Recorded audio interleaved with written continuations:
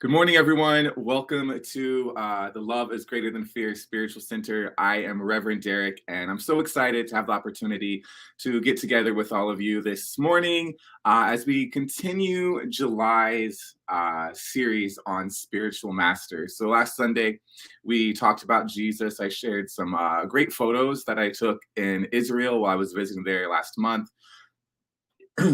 and So we're just doing a whole series on spiritual masters. It's going to be fun. It's going to be informative. I have a lot to share with you guys today. Before we do get into today's topic, I do just want to share two books with you real quick. So this book, 12 Major World Religions, if you are interested in learning more about different world religions, I really suggest this book. It's really simple. It's got pictures. It's also very detailed and accurate. And if you find that you enjoy what we talk about today, we're going to be talking about the life of Buddha. And if you find that some of this stuff resonates with you, as I mentioned last week, I consider myself religiously polyamorous. So, sometimes I'm reading Buddhism, sometimes I'm reading Islam, whatever it might be. If that appeals to you, I want to recommend this book. So this is by Thich Nhat Hanh. It's called The Heart of Buddhist Teachings. This was the first book on Buddhism I ever read, and it was just really, really powerful. Read it in my early 20s. You can find it on Amazon. Again, that's Thich Nhat Hanh. So if you do find that today's message resonates with you and you want to learn more about Buddha or Buddhism, both of those books are a great resource to do that. So for those of you who are new, who have yet to watch one of our videos and attend one of our services, I want to start by sharing a couple things, including a couple quick announcements. So what is the Love is Greater Than Fear Spiritual Center? We are a virtual spiritual center founded in November of last year. And every Sunday we get together for spiritual talks and a meditation based on universal spiritual principles. No doctrine, no dogma here. This is not a religious conversation. This is a spiritual inquiry that I hope will help you in your own personal awakening. And as our vision is to be a spiritual place for personal and planetary awakening. Our mission, to support awakening by living and teaching universal spiritual principles of love, peace, and joy. We do this by offering classes, workshops, and counseling that promotes the healing and transformation necessary for our personal and planetary awakening. Who is welcome here? Our community is for all of God's children, regardless of your gender, your race, your sexual orientation, your nationality, your religious background, your political affiliation, or any other seeming difference.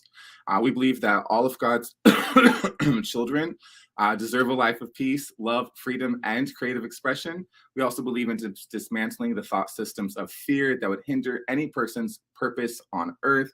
We also believe in love and equality for all. A little bit more about who we are. So we reject the idea that there is only one path to God. We celebrate every life. We believe we are stronger together. We believe prayer and meditation can transform any life, and we believe that love is greater than fear. Join with me this morning. We're going to say our spiritual declaration together. I surrender this day to God that he may lead me to deeper peace, greater love, and fuller life expression. I surrender all my fears and desires to him. I ask that he show me the path from fear to love. Amen. So if you find that after today's service that you need a little extra spiritual guidance, I want to share with you a couple different resources we have for you on our website, loveisgreaterthanfear.org. If you need prayer assistance, you can find that right there on our website. We will pray for you every day for 30 days. We also offer 2 ongoing classes. So we have a class on spiritual awakening and a class on healing the inner child.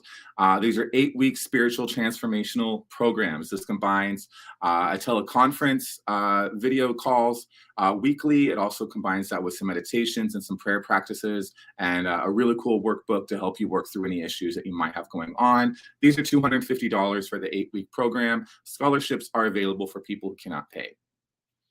We've also got Accessing Inner Wisdom. So if you find you've got something going on in your life, maybe you have a job loss, maybe you're grieving, maybe you have a relationship change or challenge, if something going on in your life and you find that you need some clarity, We have a Accessing Inner Wisdom. This is a counseling session that, unlike typical coaching and counseling where we're going to like dig into what's going on, this is strictly a 60-minute meditative process. It's going to help you access your own inner wisdom and get your own answers for what is the best thing for you to do. You can get more information about that on the website as well. And I'm really excited to announce this. So we are going to start our first A Course in Miracles weekly study group. So this is going to start Tuesday, July 19th at 6 o'clock. So if you're not on the email list already, go join the email list, register for the weekly discussion groups. I will be sending out more information about how you're going to be able to join that and participate. This is a free study group. The only thing that is suggested is that, that you are a student of A Course in Miracles. You don't have to have been studying it for months or even years, but that you have the book and that you're open to learning more about A Course in Miracles. That's the only requirement. Well, and obviously you need to have a copy of the book. I'll be sending out weekly readings for us to take a look at, and then we'll be getting together and sharing our own personal insights with each other from what we're learning as we study A Course in Miracles. My goal with these study groups is to help us deepen in our understanding of A Course in Miracles, but also to help us, we've been talking this year about a year of miracles, and we were talking in January about a miracle mindset.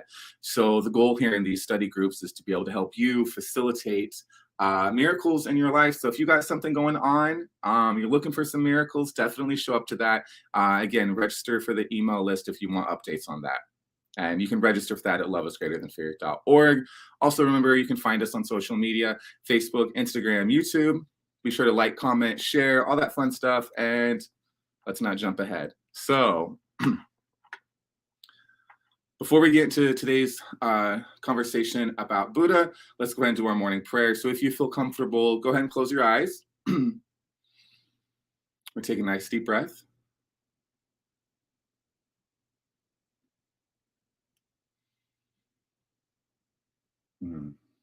So, dear God, we invite you into our minds and hearts this morning. We invite you into our lives, into this moment where we have the freedom to get together and have conversations about God, universe, spirituality, in a safe space, free of judgment. And dear God, I bless everyone who is watching right now and anyone who will watch the replay later, that whatever they need to hear, whatever they need to get, whatever they need to receive from today's message, that it is heard, that it is seen, that it is experienced, that it is felt, that whatever anyone brings to the table today, whatever burden anyone has, they watch this message, that this conversation creates a miracle for them. And we bless everyone who is gathered this morning to celebrate the God of their understanding, whether they gather in a church or a mosque, a temple, their home, wherever they gather. We send them our love. We send them our peace. We send them our joy. And furthermore, we send that love to everyone in our community and beyond. Remembering that we are all one in the mind of God, and that when one of us heals, the whole world transforms.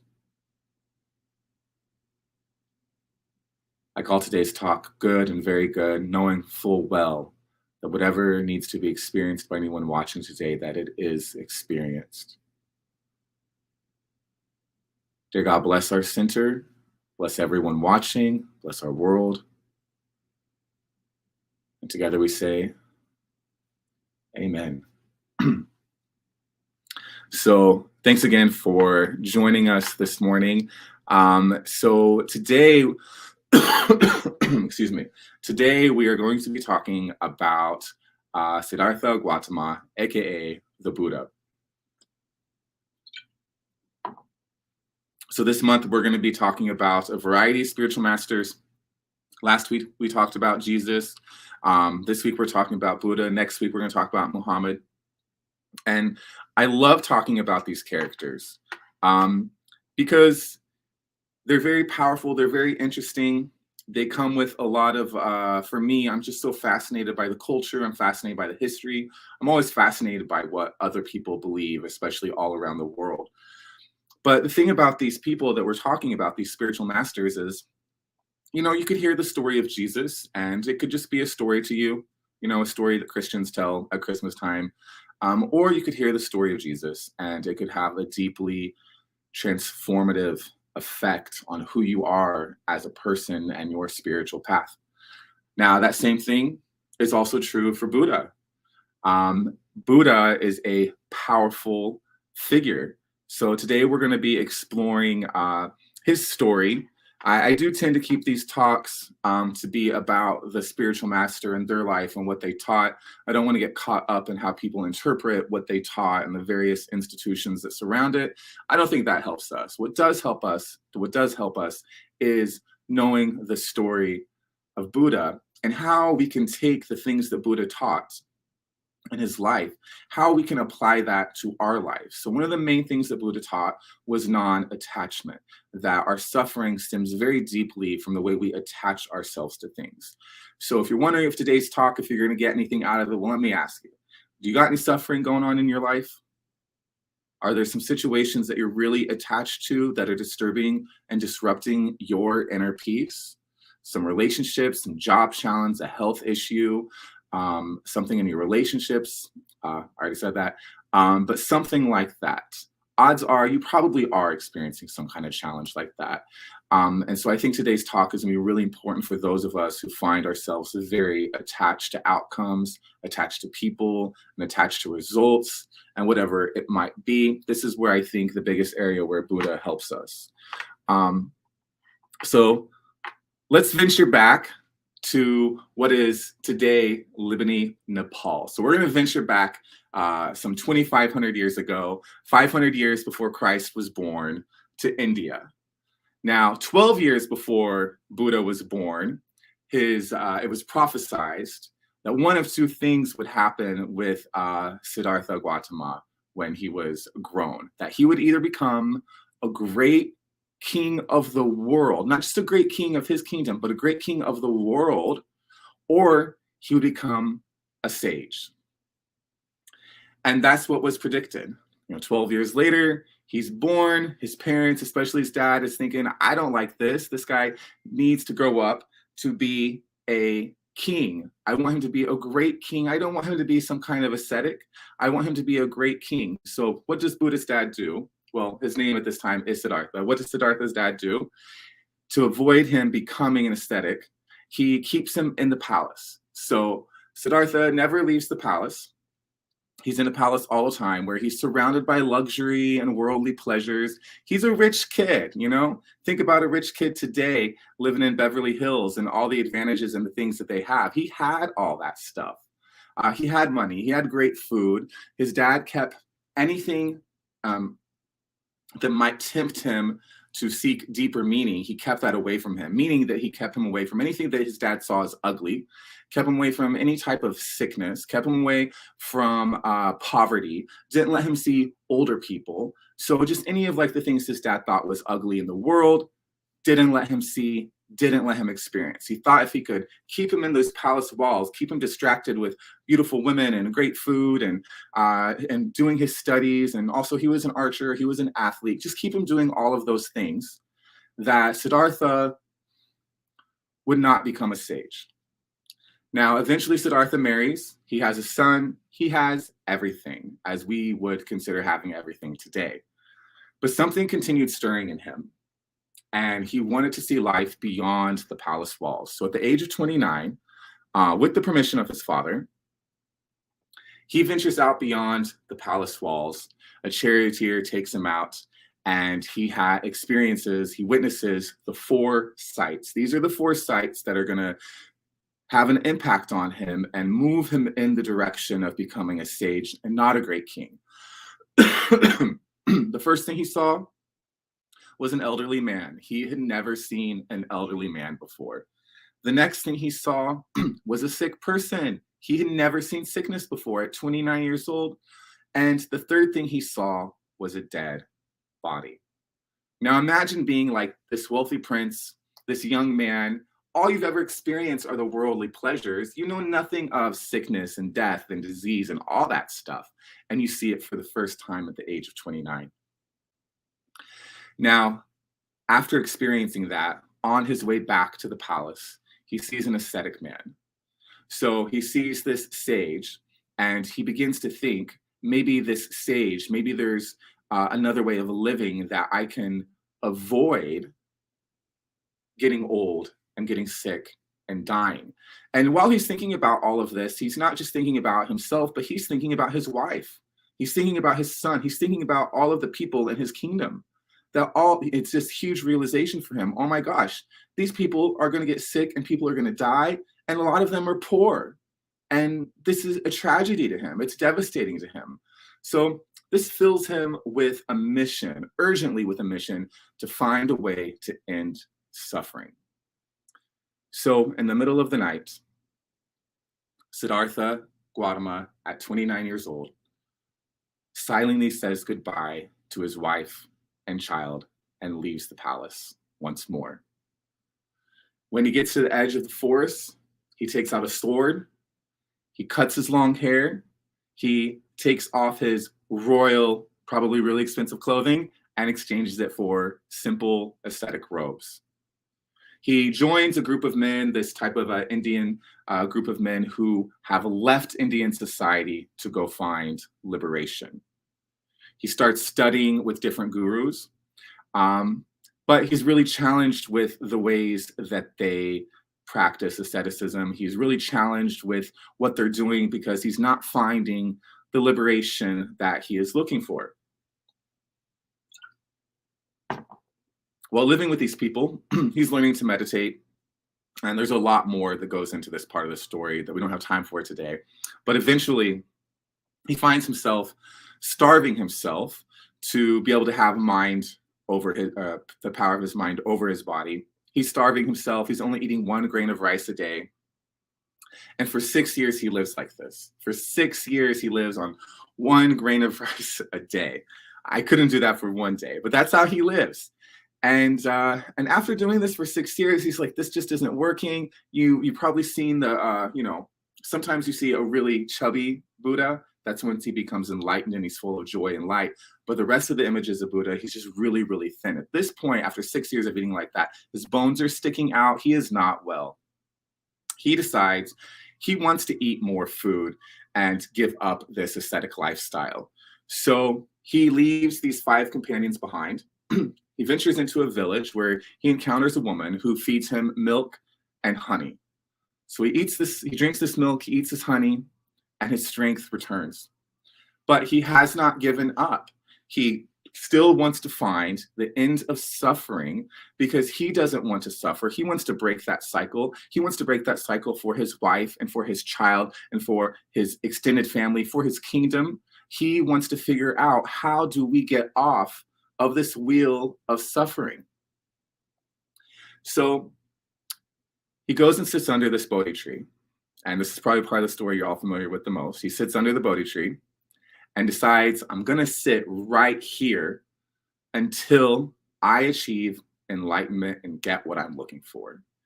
He sits right there, doesn't move. On the 6th day, his third eye opens and he begins to receive spiritual messages and instruction, and he begins to experience peace.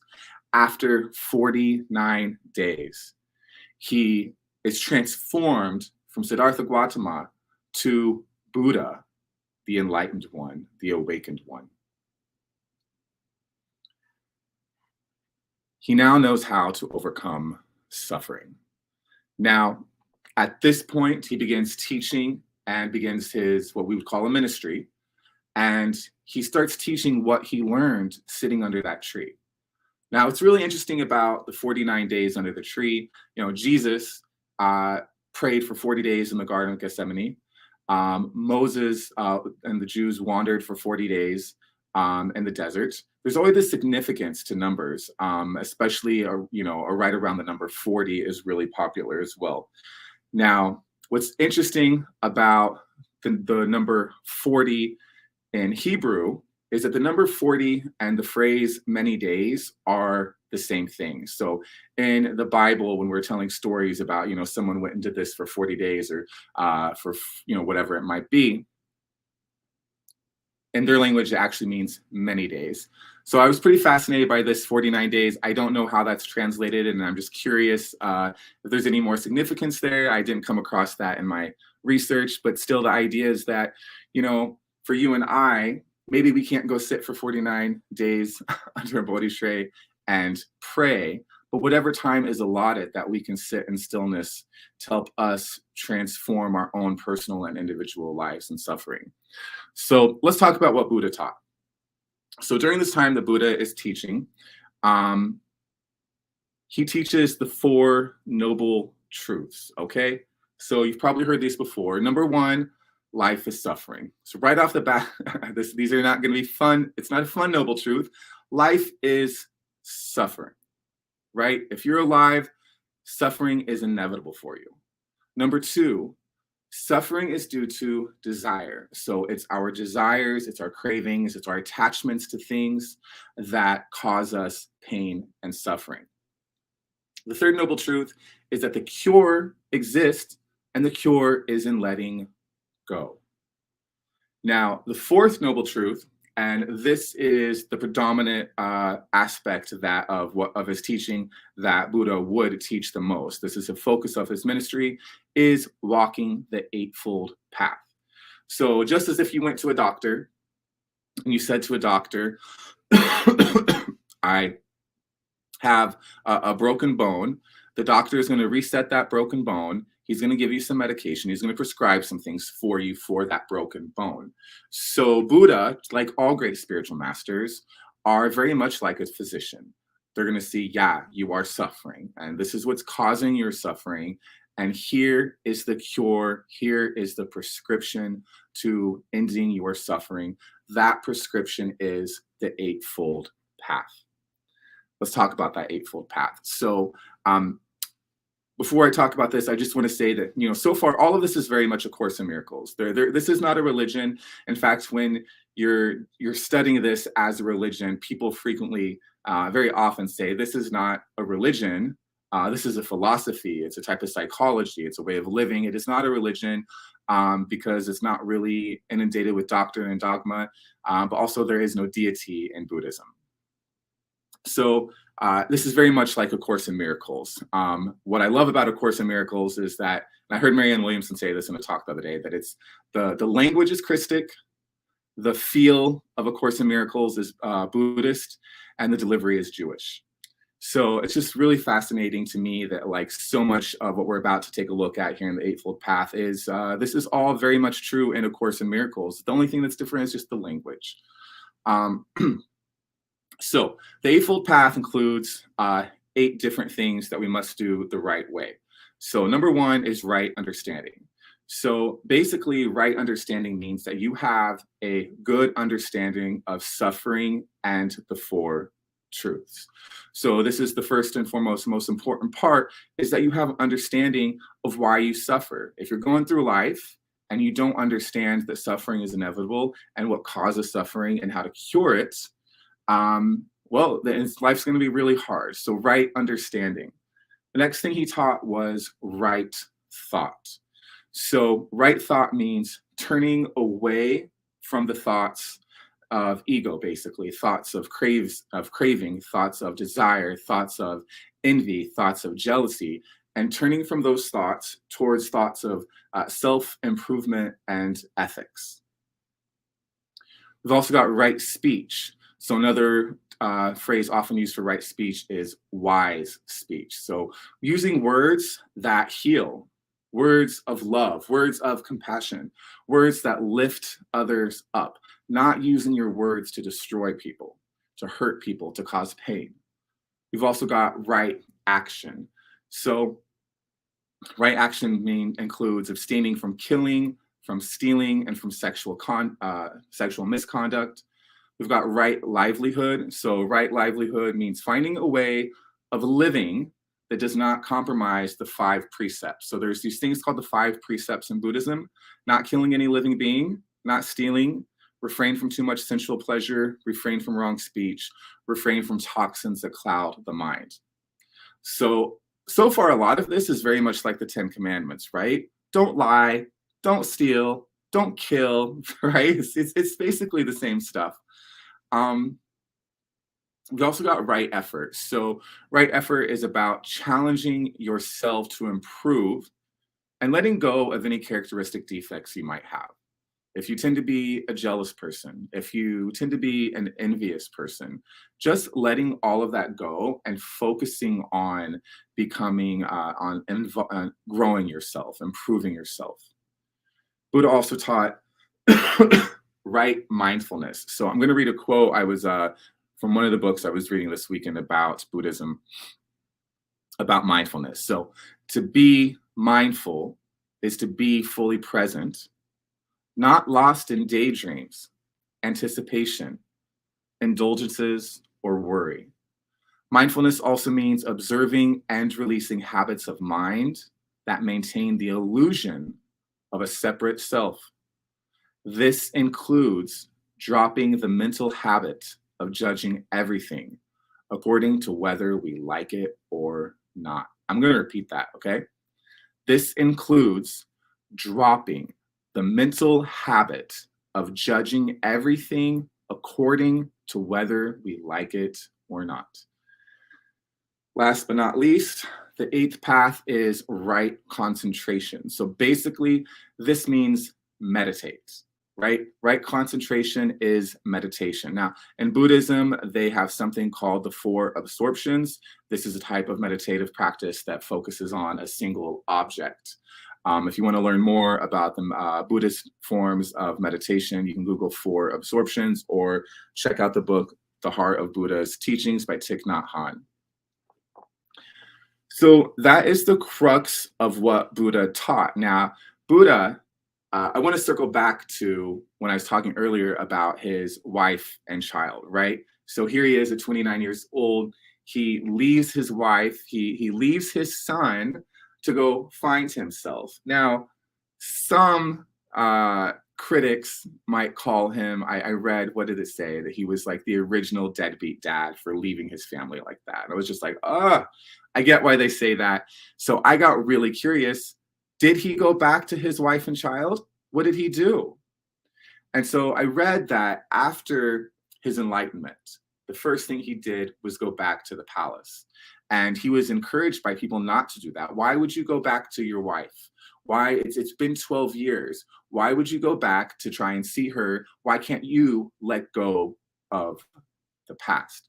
But he kept thinking she's going to be so angry, right? It was a silent goodbye. She had no idea where he went, and he just left. So he decides, I have to go see my wife. So he goes to see his wife. And imagine for a moment your lover, your spouse has left you for 12 years with no explanation. You're going to be angry, right? So he gets back and she is so angry at him. She is so angry at him, and he tells her where he had been and how sorry he was and how he had been ignorant. He had been ignorant and been blind, and it wasn't the right thing to do. And after she kind of gets over her anger, she starts talking to him and learning about, where he was and what he was doing. And she said, you didn't think that of all the wives in the world, of all the people in the world, I'm someone you could have told that you needed to go do this, and I would have understood. Again, he says, I am so sorry. I was so blind. And then she goes on to ask him, well, tell me this. Could you not have achieved this goal of enlightenment here in the palace? And he thought about that. And he said to her, I absolutely could have achieved this here in the palace. Because enlightenment is not in the forest. It's not in starving yourself. Enlightenment is not someplace beyond where you are right now. Enlightenment is something that happens in your core. I thought that was so beautiful. I really loved reading that story about him.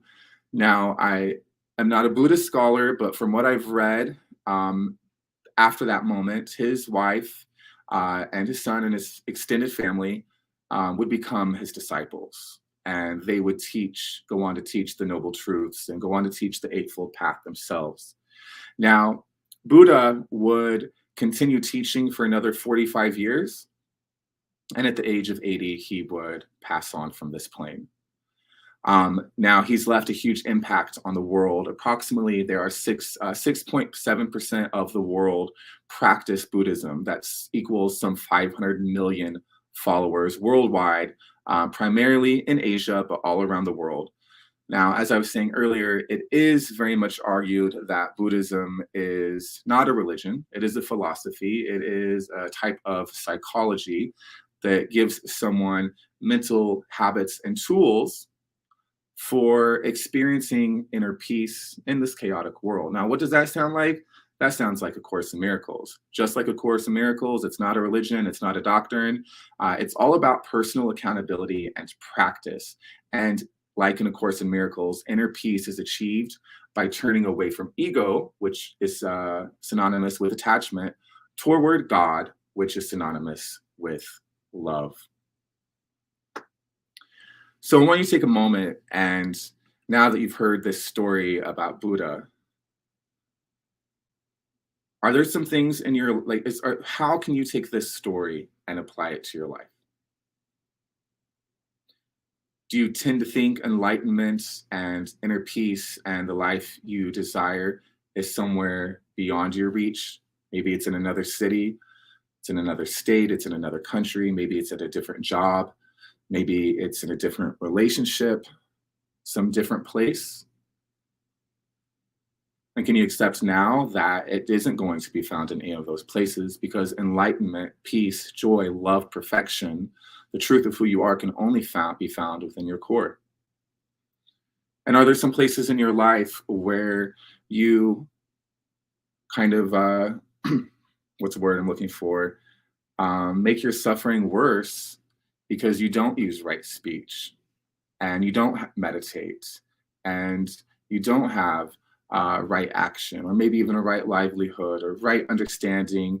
I like the focus there on right understanding. And I don't think that only applies to Buddhism. That applies to A Course in Miracles. That applies to Christianity.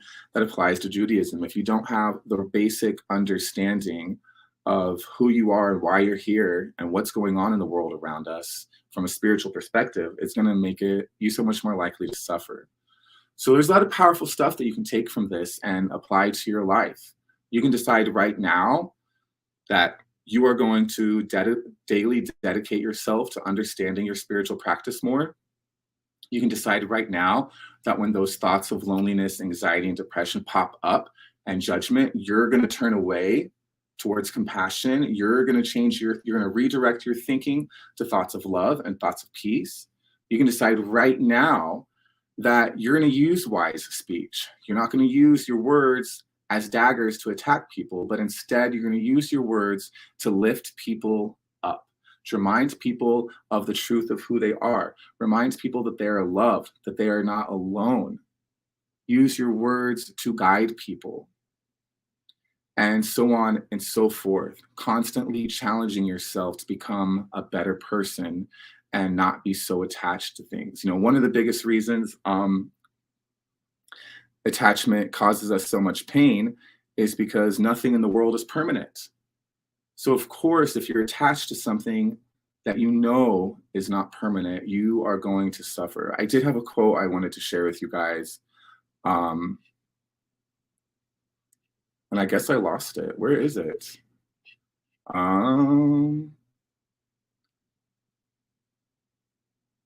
Okay, so I heard Marianne. I can't remember who said this. Okay, I was so bad at taking my notes yesterday. I was watching a video on Buddhism, and it might have been Marianne Williamson, it might not have been, but they said, you can't catch a running stream. And I thought that was such a powerful way of looking at our attachments to things. If you're out there, you're feeling competitive and you're trying to get this job and you're trying to be successful in the material world as the material world defines success. It's like you're out there trying to catch a running stream, something you'll never be able to do. So I just thought that was wonderful. I wanted to share that with you guys. And then one other quote I saw, I don't remember who this was from either, but your worst enemy cannot harm you as much as your own thoughts. That was another Buddhist quote I found. So what we're going to do now, and again, I do encourage you, if you want to read more about Buddha or Buddhism, both of these books are fantastic. What we're going to do now is we're going to do our morning meditation. And so this is an important part, right? Right concentration is a part of the Eightfold Path, aka it's a part of the cure, curing you of your sense of separation, your anxiety, your depression, your attachments, your loneliness, whatever your fears may look like to you. So we're going to go into our meditative time. So if you feel comfortable, I invite you to go ahead and get comfortable in your chair, relax back in your seat. And I invite you to go ahead and take a couple deep breaths in through your nose, out through your mouth.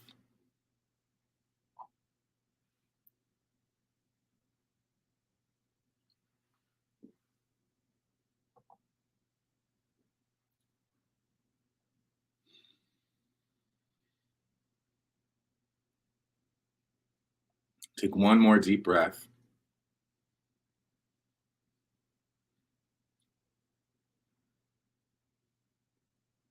The reason deep breathing works is it slows down the mind so your true self can actually think and you're not distracted by thoughts of ego.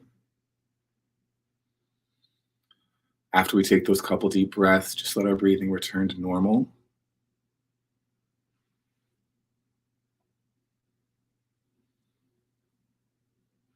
And we just let go of any worry or any concerns we have.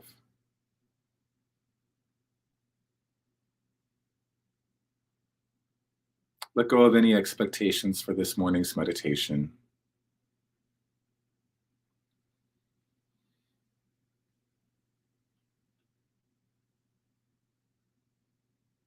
Just continuing to relax.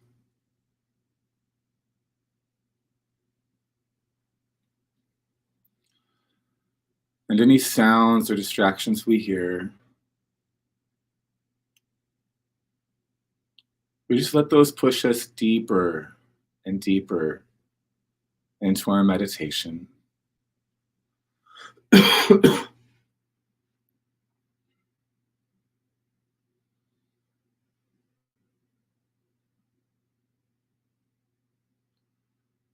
Allowing our bodies to relax. Relaxing the muscles around our face, our skull. Feeling that relaxation start to pour over our shoulders,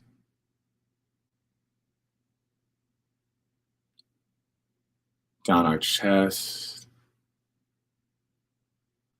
our arms. Relaxation just continues pouring down through our abdomen, throughout our thighs, down our legs.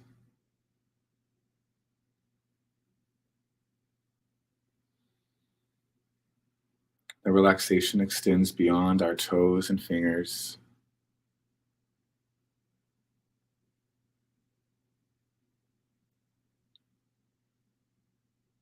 And everything is well in this moment.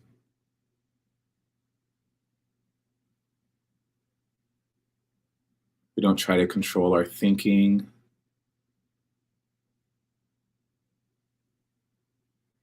Just let thoughts come and go.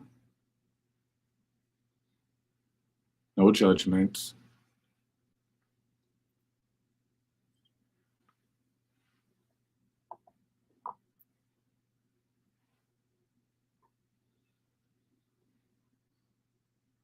And we're just going to sit here in the stillness for a moment, just focusing on our breathing.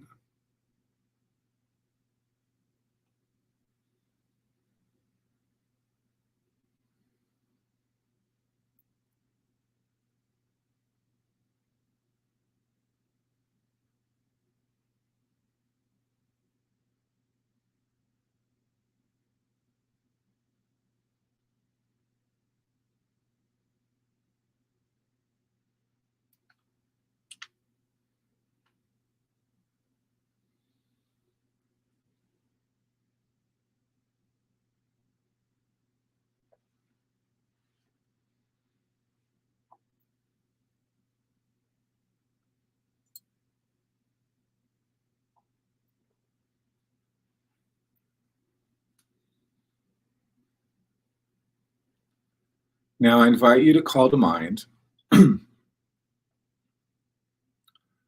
place in your life where you are not at peace.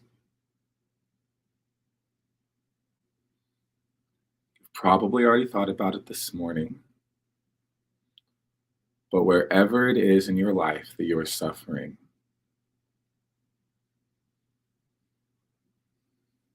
doesn't matter if this is perceived as a small suffering or a big suffering, for all suffering is equally a disturbance to our inner peace.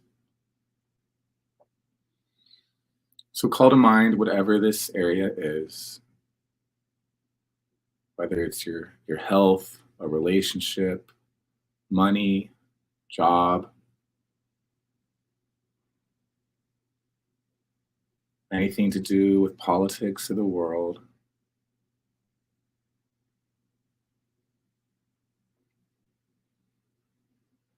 And as you call that place to mind,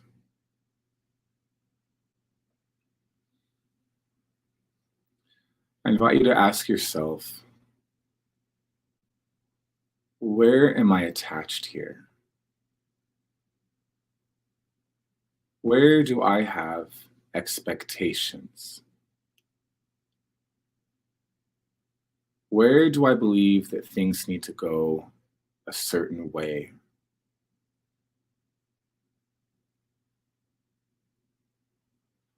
Where am I attached to results?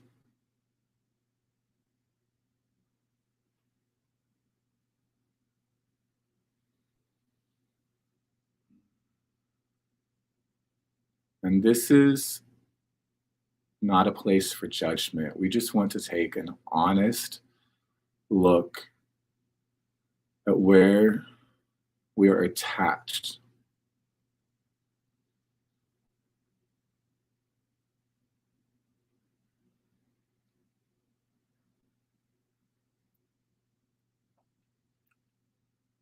And take another moment just looking at the ways you might be mentally, emotionally, physically attached to something, to someone, to some result.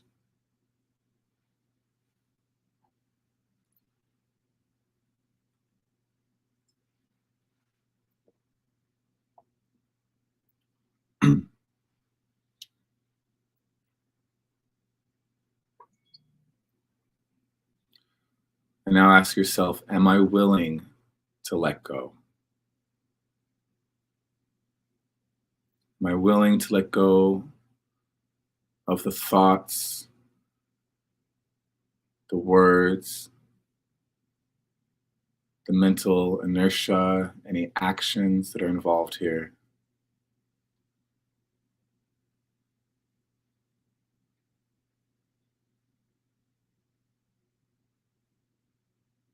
And I can only assume that you are, in fact, ready to let go of this place where you're suffering.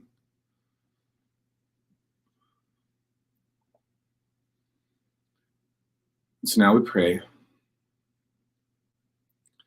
Dear God, we invite you once again into our minds and hearts. We ask you to come into this situation, this circumstance where we are not at peace, dear God, this place where we suffer. We ask you to come in and to help us let go of any attachments that are causing this suffering. Any thoughts, any words, any actions, any place where we are attached to this situation, dear God. Please help us to let go. In fact, we surrender this situation to you. We surrender this circumstance, whatever it might be, to you, dear God. And that by joining our minds with yours, that your light will shine down on whatever this form of suffering is, and you will create a miracle, dear God. Where there is fear, let it be replaced with love. Where there is judgment, let it be replaced with compassion. Where we are poor, let us be abundant. Where we are sick, let us heal. Dear God, wherever we suffer, let us be at peace.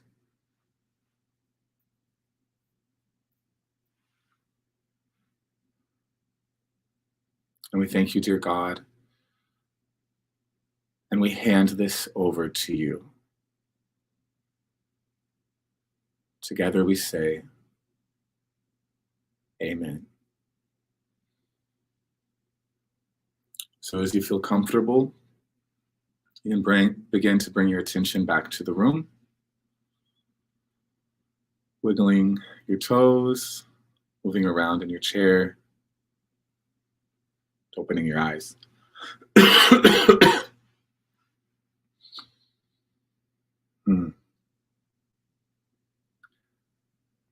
So I thank you for taking some time to listen today to me talk about Buddha. I hope you appreciated the history lesson. I hope that you walked away with one or two nuggets today of wisdom that will help you throughout the week. I absolutely know that that prayer and that meditation will have a dramatic effect on your life this week. Now, that's one of our core things we believe here at the Love is Greater Than Fear Center. And what I teach is that prayer and meditation can transform any life, no matter who you are, what you've done, what you've been through, no matter your color, your gender, none of that, your political affiliation, none of that matters. Prayer and meditation can heal any mind and heart and deliver all of us to inner peace. Before we wrap up, I just want to take a moment and remind you that if you are looking for some additional next steps, don't forget to check out our website at loveisgreaterthanfear.org, where you can submit a prayer request. You can take a look at our classes, our counseling sessions, and then also remember, we're starting our A Course in Miracles weekly discussion group on July 19th at 6 o'clock. If you haven't already registered, please do. It's all on the website. I'll share some links in the comments below and here after we're done. And then be sure to like, comment, and share. The odds are really high that there's someone on your social media that could benefit from a talk like this. There's probably someone out there who finds himself very much attached to something, and this story about Buddha could really, really help them. So be sure to like, comment, share, subscribe, all that stuff if you feel so called to. And so next Sunday,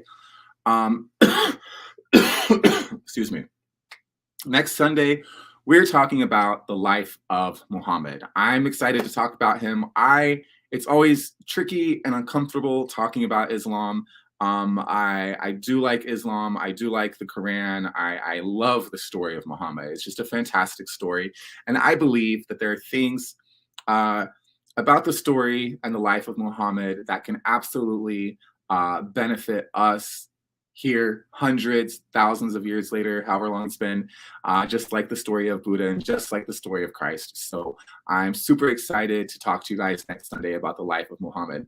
Now, one last thing before we go. Our center is funded. So I want to update you guys real quick on our nonprofit status. The initial paperwork has been submitted. So I'm just going through doing all the paperwork part, getting all that stuff set up so that we can get the 501c3 and be a legit nonprofit. Now, having said that, our entire spiritual center relies entirely on your generous donations. You guys have helped out so much. You guys helped out so much with paying for submitting applications for the nonprofit. But on top of that, your donations also help pay for things like the website, any marketing that we do, the softwares they are involved in putting on the services every Sunday, but also your donations are helping the future of the center. So not just did it pay for nonprofit status that we're getting, but also having future live events and eventually a building. And it also helps us pay for, some people can't afford the counseling classes. Your donations helps so that we can do that for them as well. So if you do feel called to make a donation to our center, you can do that on PayPal. just type in @loveisgreater_center, and you can set up a one-time contribution. You can set up monthly contributions there as well. So that's @loveisgreater_center on PayPal. I'll drop the links down below here shortly. Love you guys. It's been amazing. I will see you next Sunday. And until then, love one another. Bye.